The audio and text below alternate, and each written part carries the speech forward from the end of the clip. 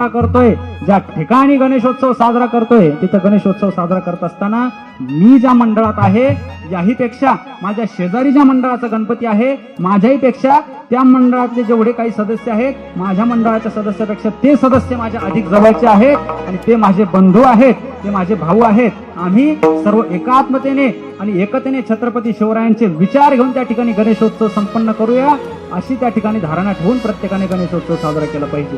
आणि ती धारणा ठेवलीच पाहिजे. त्याचं कारण आपण वारसदार जर कोणाचे असू तर आपण वारसदार छत्रपती शिवरायांचे आहोत, आपण वारसदार छत्रपती शंभूराजांचे आहोत, आपण वारसदार पुण्यश्लोक राजमाता अहिल्यादेवींचे वारसदार आपण आहोत. माँसाहेब जिजाऊंची शिकवण आपल्याला आहे. एवढं सर्व असताना आपण त्या ठिकाणी त्यांच्याच विचाराने राहिलं पाहिजे. एक लक्षात ठेवा, हिंदू म्हणून जगा.